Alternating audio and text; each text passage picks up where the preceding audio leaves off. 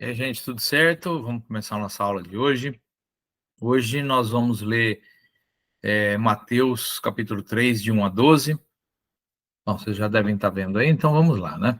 Eu vou ler aqui e os irmãos acompanhem na Bíblia de vocês, Mateus 3, versículos de 1 a 12. Naqueles dias apareceu João Batista pregando no deserto da Judéia. Ele dizia: arrependam-se, porque está próximo o reino dos céus. Pois é a João que se refere o que foi dito pelo profeta Isaías.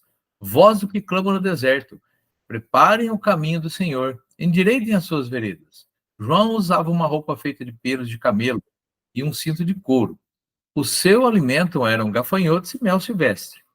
Então, os moradores de Jerusalém, de toda a Judéia, iam até onde ele estava, e, confessando seus pecados, eram batizados por ele no Rio Jordão. Quando João viu que muitos fariseus e saduceus vinham ao seu batismo, disse-lhes: raça de víboras, quem deu a entender que vocês podem fugir da ira que está por vir? Produzam fruto digno de arrependimento. E não pensem que por dizer uns aos outros, temos por pai Abraão, porque eu afirmo a vocês que Deus pode fazer com que estas pedras surjam filhos de Abraão. E o machado já está posto à raiz das árvores. Portanto, toda árvore que não produz bom fruto é cortada e lançada ao fogo. Eu batizo vocês com água para arrependimento, mas aquele que vem depois de mim é mais poderoso do que eu, do qual não sou digno de carregar as sandálias. Ele os batizará com o Espírito Santo e com fogo. Ele tem a pá em suas mãos, limpará a sua eira e recolherá o seu trigo no celeiro. Porém, queimará a palha num fogo que nunca se apaga. Bom, esse é o texto base, e agora nós vamos ler aqui, né, eu vou ler aqui para vocês aquele documento, e a gente vai fazer, que eu já enviei para vocês, e a gente vai fazer a aula, certo? Então é o seguinte, entre os capítulos 2 e 3 de Mateus, há um intervalo de quase 30 anos, né? Porque fala do nascimento de Jesus, e agora está falando aqui de João Batista. Tem muita especulação acerca do que aconteceu com Jesus nesse período, o que ele fez, com quem ele esteve, tem um monte de heresia aí sendo pregada, certo? Graças a Deus, não pelos evangélicos, mas tem muita besteira, que fala que Jesus foi para o Oriente, aprendeu coisas lá de filosofias orientais, não tem nada a ver, gente. Jesus era simplesmente um carpinteiro, estava trabalhando durante o período de vida dele antes do ministério.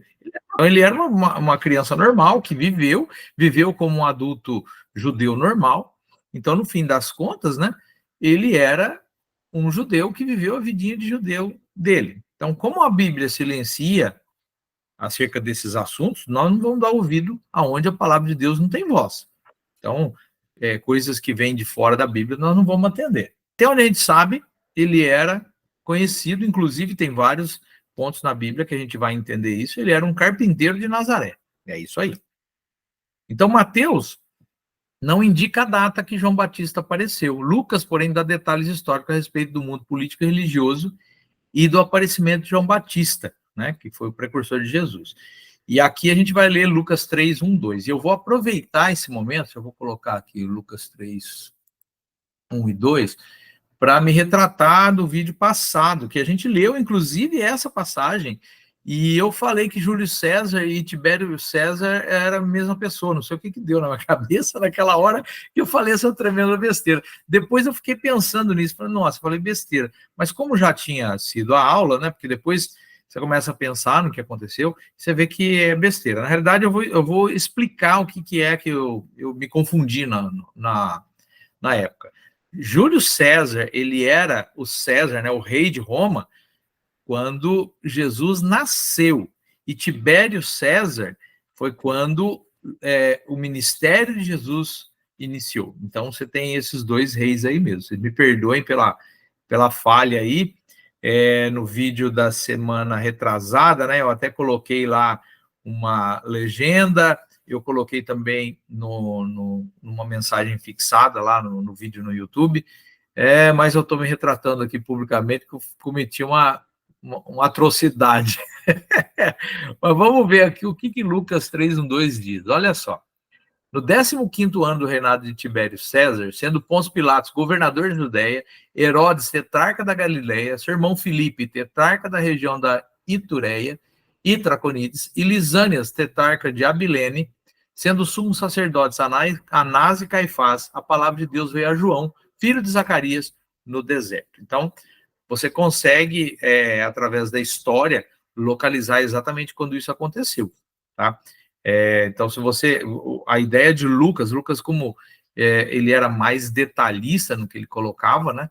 Você consegue pegar lá e colocar um alfinete no tempo exato quando começou o ministério de João Batista, que foi o precursor de Jesus.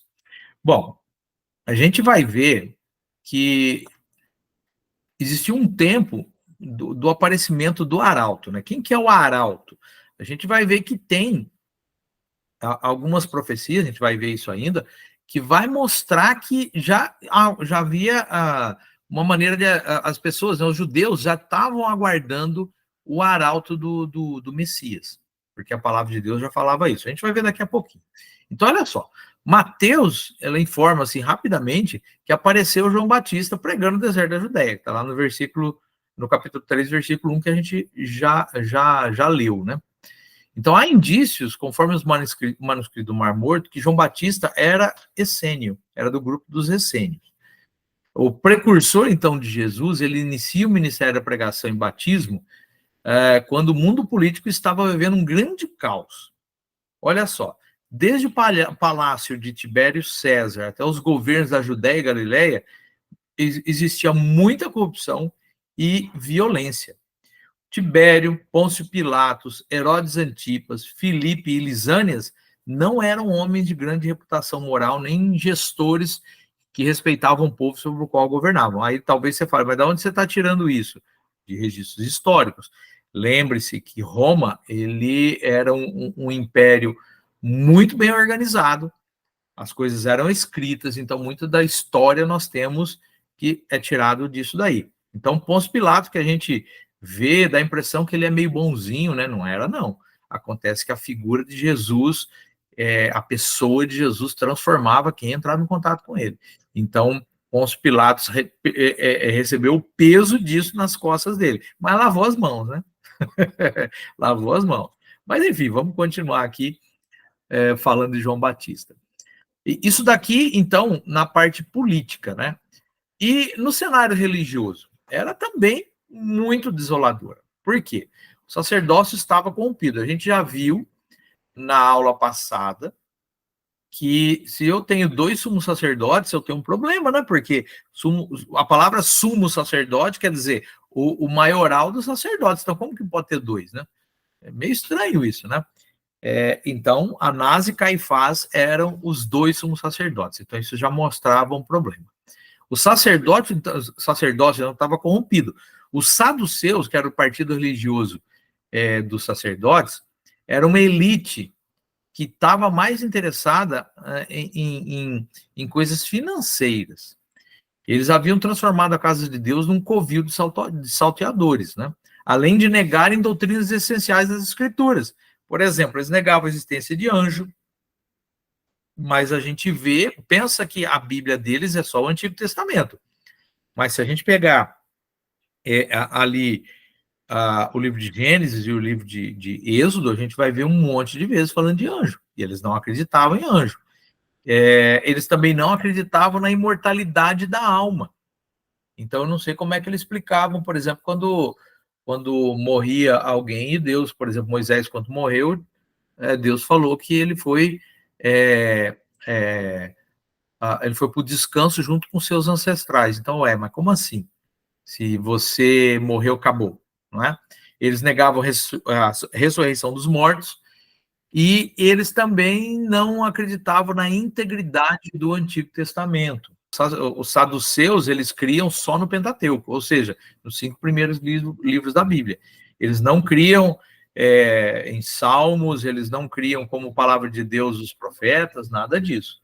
Então, você vê que tem um problema aí com a maneira deles pensarem, não é? Eles ainda se tornaram colaboracionistas de Roma. para manter o status religioso. Então, ou seja, eles estarem, né, os sacerdotes estarem onde estavam, isso rendia muito dinheiro para eles, então eles não queriam perder isso daí. Tanto é que eles perseguem e matam Jesus porque sabiam que o Jesus chegando ao tempo vamos colocar assim, de vida sacerdotal, tinha chegado ao fim. Por isso que eles perseguiram também Jesus. Bom, por outro lado, tinha os fariseus. Os fariseus, quando eles surgiram, gente, eles surgiram com boa intenção. Eles surgiram lá, se você ler o livro de Esdras, né? Esdras que fundou essa visão farisaica da palavra de Deus, mas eles foram se desvirtuando com o passar do tempo. Então, no fim das contas, o que eles se tornaram? Eles se tornavam cegos guiando outros cegos. Eles transformaram a religião numa plataforma de opressão, por causa do legalismo deles. E esse ambiente hostil que João estava, né, aparece pregando. Olha que coisa difícil, né? A missão dele era muito difícil. Será que a gente vê isso hoje também, esse legalismo? Eu creio que sim, eu creio que tem muita igreja evangélica que coloca um peso mais em usos e costumes do que na palavra de Deus. Ou seja, você vai ter aí algumas seitas evangélicas, eu considero algumas delas como seitas evangélicas, porque quando você vai ver o cerne da pregação, Jesus não aparece só como coadjuvante, mas, enfim, se você dá o dízimo ou se você dá oferta, então você é salvo. Isso está fora, é legalismo isso. Outra coisa, você é salvo não por causa de Cristo, mas sim se você se mantém fiel ali. Quer dizer, onde está a graça? Isso é legalismo. Outra coisa que a gente vê nos dias de hoje. Se a mulher não corta cabelo e o homem usa terno no culto, então isso é sinal de que você é crente. Não é isso que a palavra de Deus ensina. Então a gente vê que esse legalismo dos fariseus está até hoje, né? Parece que o ser humano adora um legalismo, né? Mas continuando aqui, a última profecia do Antigo Testamento, ela se encontra lá no livro de Malaquias. Eu vou colocar aqui para a gente ver. Diz assim, Malaquias 4, de 5 a 6, diz assim, eis que eu lhes enviarei o profeta Elias, antes que venha o grande e terrível dia do Senhor. Ele converterá o coração dos pais aos seus filhos e o coração dos filhos aos seus pais, para que eu não venha e castigue a terra com maldição. Então, Jesus fala que essa profecia foi cumprida em João Batista. O próprio Jesus fala isso.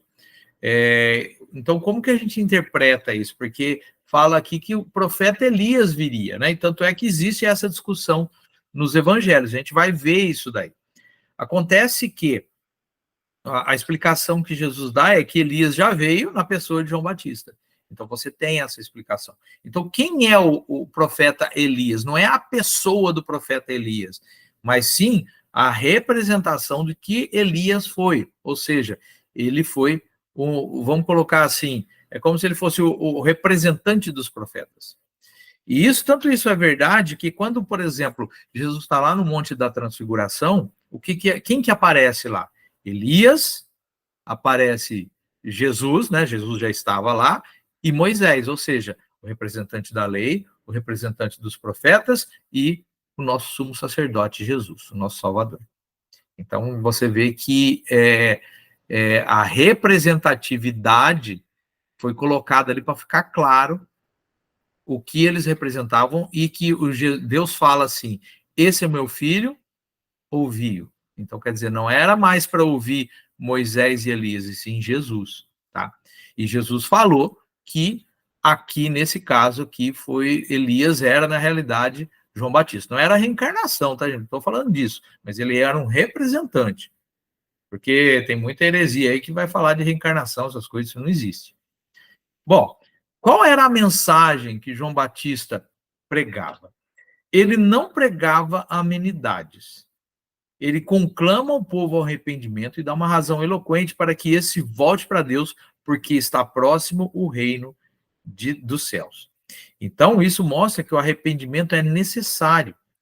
Até hoje, nós estamos nos últimos dias. Desde aquela época até hoje, nós estamos vivendo os últimos dias. Então, o arrependimento é necessário a todas as pessoas. Nas Escrituras, Um reino não é assim um lugar, mas sim uma esfera de influência. Um campo na qual a vontade do rei tem força, dinâmica. Então, o reino dos céus, consequentemente, ele representa a força dinâmica da vontade de Deus, que está invadindo o mundo e operando suas poderosas transformações, certo? Então, quando o João Batista falava o reino de Deus está próximo, é porque Jesus ia chegar, ia começar o processo. Então, hoje nós estamos vivendo, sim, o reino de Deus. Então, a gente não pode esquecer, porque muitas vezes a gente lembra assim, a terra jaz no maligno. Isso é verdade. Mas isso não quer dizer que nós não estamos vivendo o reino de Deus e você tem lá Satanás reinando. Não, de forma nenhuma. Deus é soberano sobre tudo isso. Ele tem um plano e esse plano vai ser cumprido. Então, o que João Batista pregava? O arrependimento. Tá? Até hoje a gente prega, né, o arrependimento. Agora, será que João Batista ele era alguém que surgiu do nada lá? Não, ele não era um aventureiro inconsequente. Não apareceu do nada. Ele veio para preparar o caminho do Senhor. Então, seu aparecimento, sua mensagem estavam meticulosamente profetizados. Aí, Malaquias. Ele não promove a si mesmo. Então, aqui a gente vai começar a ver algumas credenciais de João Batista que a gente tem que tomar cuidado até hoje com a nossa vida. Olha só. Ele não cria sua própria mensagem. Então, ele não promove a si mesmo, não cria sua mensagem. João não pregou o que ele quis, ou o que ele inventou, ou o que os escribas e fariseus disseram. Não. Ele não pregou uma corrente de pensamento positivo, nem uma linha doutrinária formulada pelos doutores daquela época. Não. O que ele fez? Pregou a palavra de Deus. Ele pregou o que estava na Bíblia daquele tempo. E ele voltou a atenção, então, do povo para as escrituras. Então, para de ouvir o que o sacerdote está falando, para de ouvir aí os fariseus. Ouça o que Deus fala na palavra. Ele recorreu ao profeta Isaías, né, que fala lá a voz do que clama no deserto.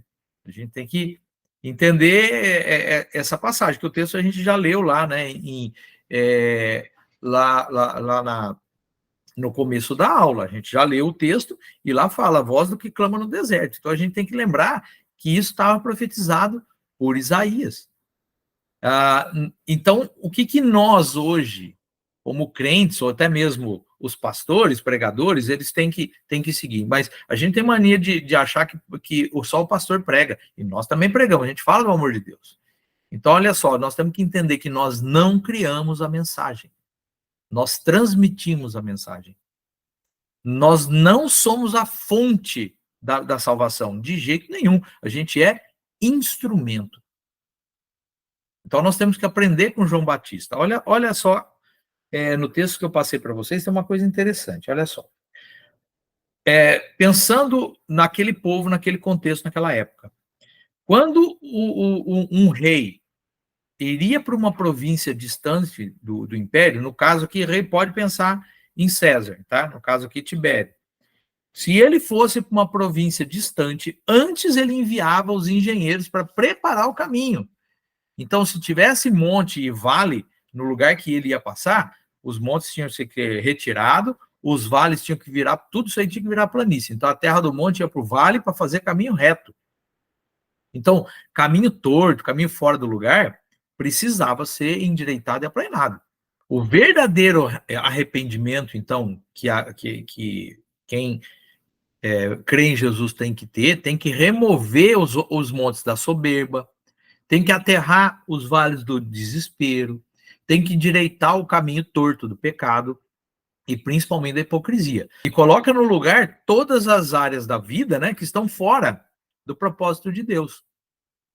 Então a gente tem que pensar assim. A gente tem que.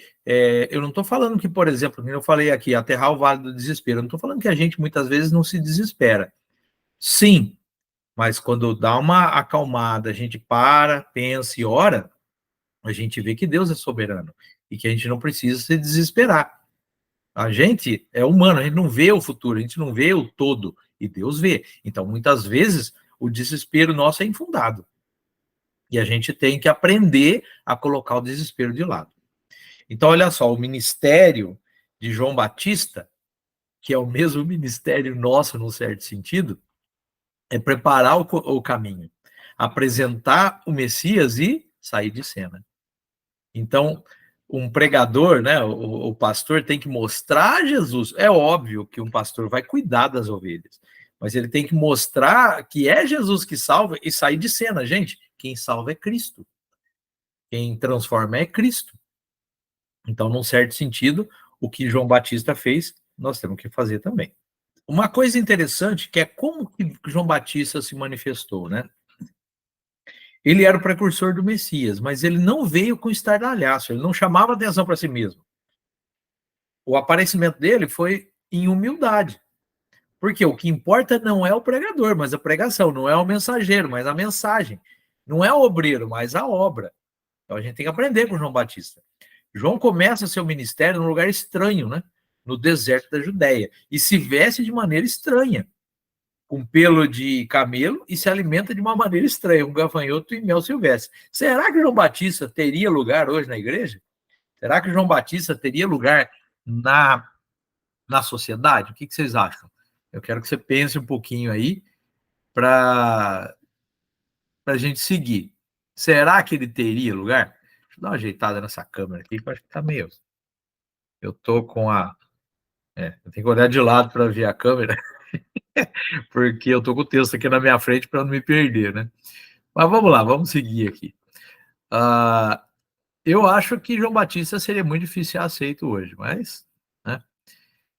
E qual o impacto que ele teve, né, o ministério de João Batista? Né? Porque a gente vê só o comecinho lá e a gente esquece de tudo que ele fez, né? Então o ministério dele teve um resultado estrondoso.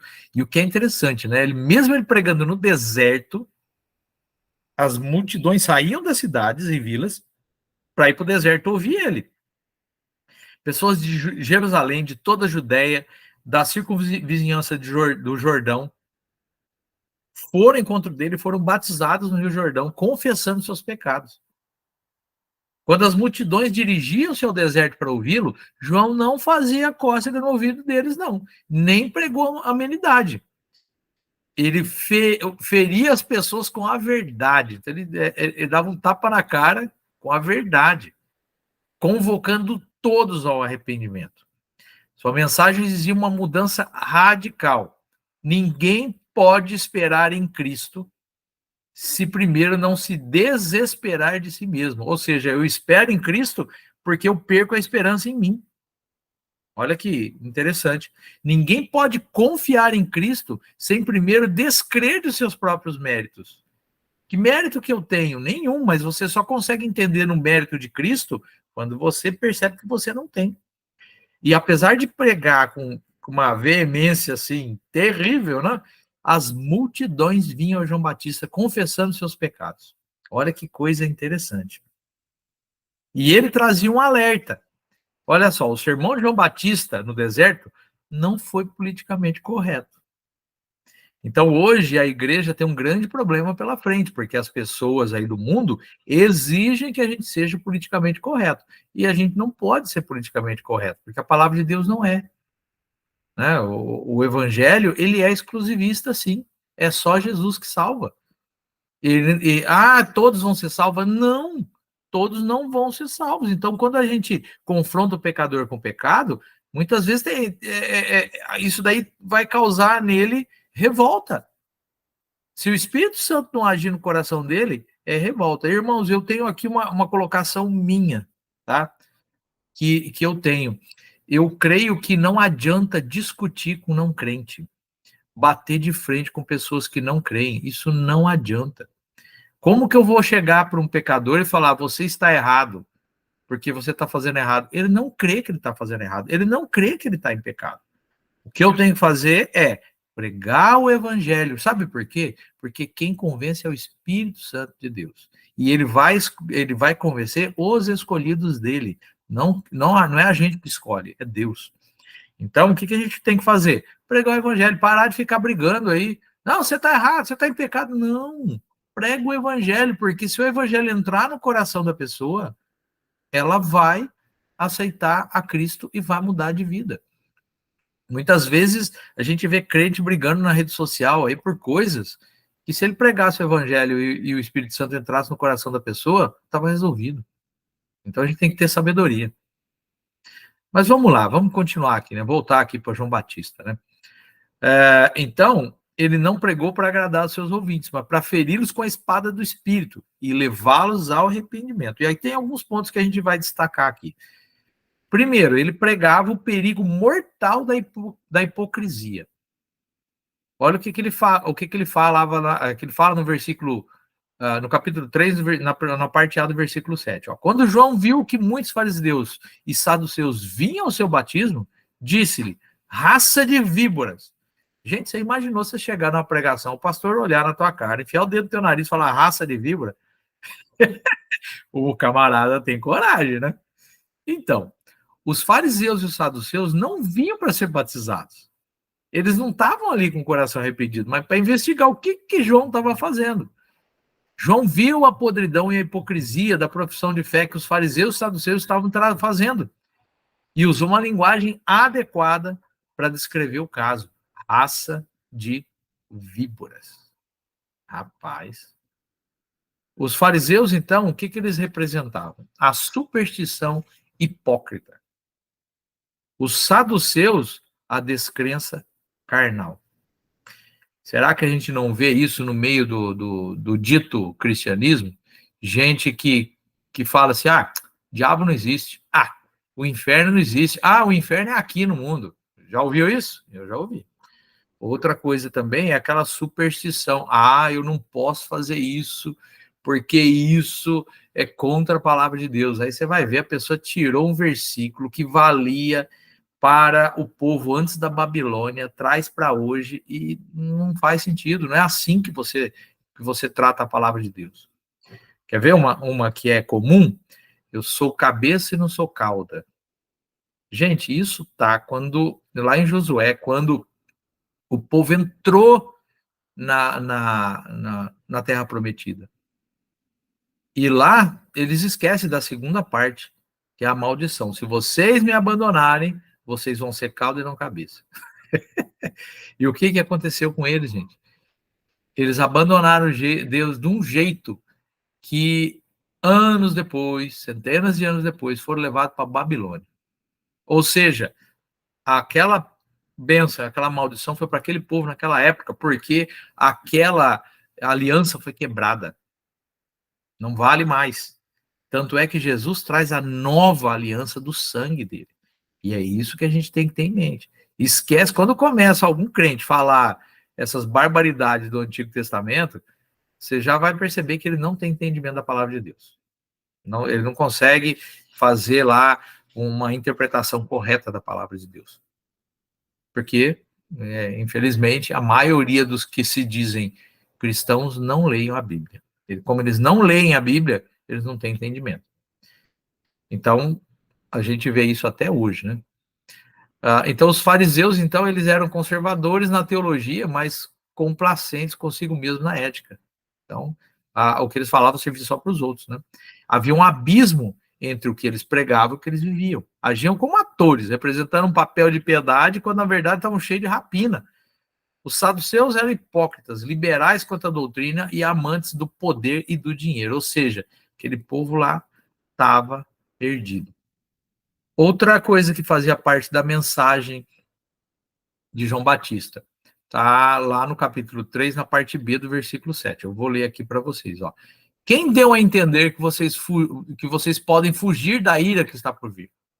Então, João Batista não evitou falar de temas graves como a ira vindoura. Ele não evitou de falar, você está errado, você vai para o inferno. Ele não evitou. É melhor escutar sobre o inferno do que ir para lá. Não sei se você concorda com isso. É melhor exortar as pessoas a fugirem da ira vindoura do que acalmá-las com o anestésico da mentira, mantendo-as no caminho da perdição. Aí talvez você vai falar, Nava, mas você não está contradizendo com o que você falou? Não está pelo seguinte, o que eu estou falando é que a gente não deve entrar em discussão. Entendeu? Agora, pregar no púlpito, nós estamos na igreja, nós não vamos ficar falando amenidades, vamos falar a verdade. Ou então, por exemplo, tem um evento na praça pública, onde eu vou pregar. Lá eu vou falar a verdade. Eu estou pregando a palavra. Entendeu? O que eu estou dizendo é que não adianta você tentar convencer um pecador que ele está errado. Você tem que pregar a palavra. Ou seja, é exatamente o que eu falei. Prega a palavra. Não entra em discussão. Porque o Espírito Santo de Deus é que vai tocar o coração. É isso que eu estou dizendo. Certo? Bom, outro ponto importante que João Batista pregou, que está lá no versículo 8, é o perigo do falso arrependimento. Porque ele fala assim, o João Batista fala assim, produzam fruto digno de arrependimento. Arrependimento é uma palavra grega chamada metanoia. Metanoia quer dizer mudança de mente, arrependimento, ou até mesmo conversão. Então, essa palavra mostra que ele pede uma mudança radical de coração e mente. Uma mudança que vai resultar em um estilo de vida radicalmente diferente. Daí a ênfase de João, produzam fruto digno de arrependimento. Ele não prega, arrependo e depois arrependo de novo. Não é isso que ele está falando. Mas arrependimento e frutos dignos de arrependimento. O falso arrependimento, ou arrependimento infrutífero, é aquele que confessa com os lábios, mas não demonstra na vida. E isso daqui me fez lembrar de Gálatas 5, deixa eu colocar aqui na tela, 22 e 23. O que é um crente dar frutos? Tem gente que acha que o crente dá fruto, ele tem que sair para a praça pregando. Ele dá fruto assim, Jesus tem lá uma prancheta e fala, quantas pessoas você trouxe para mim? Isso, as pessoas pensam que isso é fruto. E eu falo isso porque eu pensava assim. Mas depois, lendo a palavra de Deus, eu vi que não é. O que é fruto? O fruto do Espírito é amor. Então, se você ama, se você tem alegria na sua salvação, se você tem paz com relação à sua vida, se você tem paciência, né? Se você é benigno no que você age, se você é bom, se você é fiel, se você tem mansidão, se você tem domínio próprio, né? Então, isso daí mostra que você tem o fruto do Espírito. Vou ler lá Gálatas 22, 23. Mas o fruto do Espírito é amor, alegria, paz, longanimidade, benignidade, bondade, fidelidade, mansidão, domínio próprio. Contra essas coisas não há lei. Então, quer dizer, não tem condenação para quem é desse jeito. Não há lei que vai condenar você ser assim. Então, a pessoa realmente arrependida, que busca Jesus, que deixa que Cristo entre na vida dele, ele vai ter esse fruto que a gente vê aqui em Gálatas. Então, isso é muito importante. A pessoa que não se arrepende, não muda de vida, ela tem um problema sério depois. Um outro ponto também é o perigo da falsa confiança religiosa. Olha o que diz aqui o versículo. E não pensem que podem dizer uns aos outros, temos por pai Abraão, porque eu afirmo a vocês que Deus pode fazer com que dessas pedras surjam filhos a Abraão. Muitos judeus, eles acreditavam, né, da época de João Batista, eles acreditavam que pelo simples fato de ter o sangue de Abraão nas veias, eles estavam salvos, né? Abraão, pai da nação, então nós somos salvos. Não. O verdadeiro filho de Abraão não são aqueles que têm sangue de Abraão, mas aqueles que têm a fé que Abraão tinha no coração dele. Ou seja, nesse sentido, nós somos filhos de Abraão. Então, a gente tem que tomar cuidado. Um cuidado, por exemplo, nos dias de hoje, qual que é uma coisa prática para a gente? É a igreja presbiteriana que salva? Não é. É Jesus Cristo. É a igreja batista?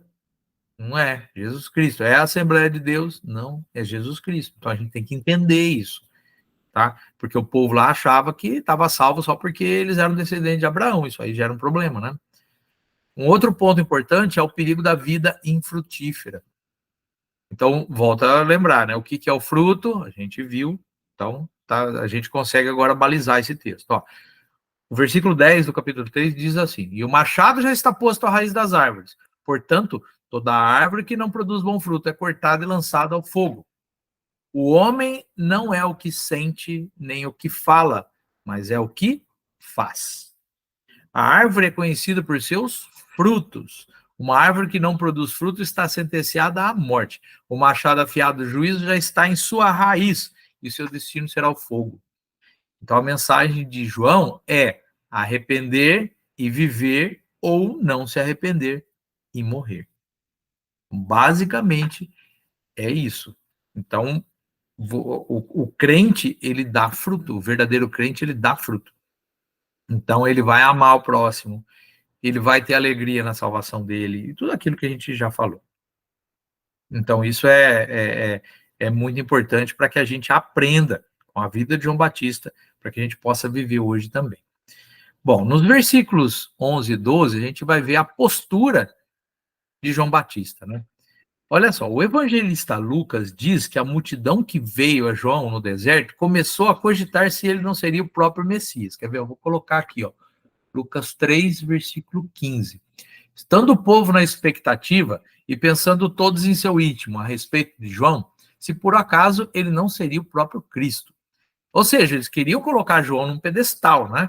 Num lugar elevado que não pertencia a ele. Queriam honrá-lo mais do que o próprio Deus o havia honrado. João, porém, não aceitou a glória que só pertence ao Filho de Deus. João Batista sabe que não é o Messias, não quer ocupar o lugar do noivo, não se sente mais, não se sente mais importante do que é. Seu princípio é: convém que ele cresça, que eu diminua. A atitude dele é: não sou digno de desamarrar as correias de suas sandálias, ou como está no texto que a gente viu, eu não sou digno de carregar as sandálias dele. Seu papel é apresentar Jesus e sair de cena. Ele é uma voz, ele não é a mensagem. Ele testifica a luz, mas ele não é a luz. Ele aponta para o Cordeiro de Deus, mas ele não é o Cordeiro. Ele testemunha da vida, mas ele não é a vida. Será que hoje, nos dias de hoje, tem pregador que precisa aprender com João Batista? Pois é, né? Tem muita gente que busca a glória para si mesmo, querem os holofotes, eles buscam reconhecimento, querem prestígio, se coloca num pedestal, sendo que, na verdade, um pregador fiel sempre vai exaltar Jesus e jamais vai permitir que atribuam a ele ou ao seu ofício qualquer honra que pertença ao seu divino mestre. Eu sei que a palavra de Deus fala assim: a quem honra, honra, mas a gente não pode achar que quem está pregando é mais importante que a palavra. Então, não confunda esse tipo de coisa, porque tem muita gente que pega esse versículo aí para buscar honra para si mesmo. Então, cuidado, né? Bom, o verdadeiro pregador, ele vai falar o que Paulo falou em 2 Coríntios 4:5. Vou colocar aqui. Olha só o que Paulo falou. Porque nós não pregamos a nós mesmos, mas a Jesus Cristo como Senhor e a nós mesmos como servos de vocês, por causa de Jesus. E tudo isso que a gente falou, né? 3 verdades aparecem. Olha só, primeiro, João reconhece a sua limitação. Eu batizo vocês com água para arrependimento. É isso que ele fala lá na parte A do versículo 11. João Batista confessa a limitação do seu ministério. Ele pode batizar com água, mas só Jesus batiza com o Espírito Santo e com fogo. Ele pode administrar o sacramento do batismo, mas só Jesus pode conferir as bênçãos que o sacramento traz. Ou seja, vamos pensar no batismo. Quem derrama água na cabeça do batizado é o pastor, mas quem realmente transfere, né, confere a bênção que o batismo é na vida da pessoa é só Jesus. Outro ponto, João reconhece a supremacia indisputável de Cristo, a parte B do versículo 11.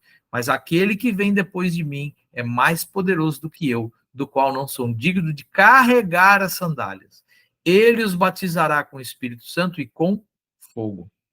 Então, João Batista reconhece que ele é apenas uma voz, ele não é o verbo. Interessante isso, né? Ele é a voz do que clama no deserto, porém Jesus é o verbo. Tem uma diferença. Reconhece que ele é amigo do noivo, mas ele não é o noivo. Reconhece que ele batiza com água, mas não com o Espírito Santo e com fogo. Seu lema é: convém que ele cresça e que eu diminua, que está lá em João 3,30. Vou colocar aqui João 3,30. Convém que ele cresça, que eu diminua. As palavras de João Batista. Então, a gente tem que ver que ele falava, né, que ele vinha antes daquele que tem o poder. Ele entendia a posição dele. E nesse texto aqui que a gente acabou de ler, João Batista se refere ao batismo com o Espírito Santo e com fogo, né? João Calvino, ele lança a luz a esse texto. E ele fala assim, ó, a palavra fogo é acrescentada como um epíteto, ou seja, como uma qualificação, como um adjetivo. E é aplicada ao espírito, porque ele remove nossa poluição, como o fogo purifica o ouro.